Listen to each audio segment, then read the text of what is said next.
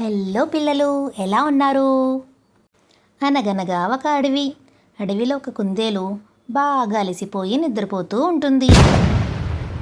హఠాత్తుగా ఒక పెద్ద శబ్దం వినిపిస్తుంది.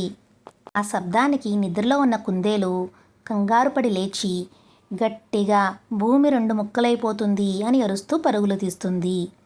కుందేలు అరుపులకి అడవిలో ఉన్న జంతువులు కూడా కంగారు పడి నిజంగానే భూమి రెండు ముక్కలైపోతుందనుకుని కుందేలు వెనకాల పరిగెట్టడం మొదలు పెడతారు.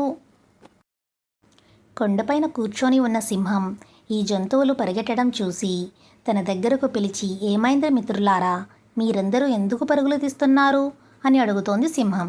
అప్పుడు సింహం రాజా, భూమి రెండు ముక్కలుగా చీలిపోతుందంట, అందుకే మేమందరం భయపడి ప్రాణాలు కాపాడుకోవడానికి పరుగులు తీస్తున్నామని జవాబు ఇస్తారు.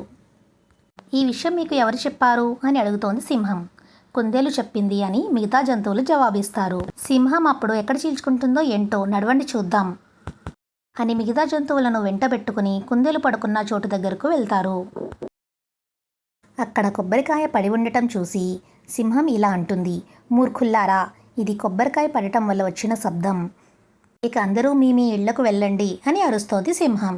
చూసారా పిల్లలు, మన కళ్ళతో చూసింది మన చెవులతో విన్నదే నమ్మాలి. ఎవరైనా ఏమైనా చెబితే అందులో ఎంత నిజముందో తెలుసుకోవాలి. ఇతరుల మాటలు గుడ్డిగా నమ్మకూడదు.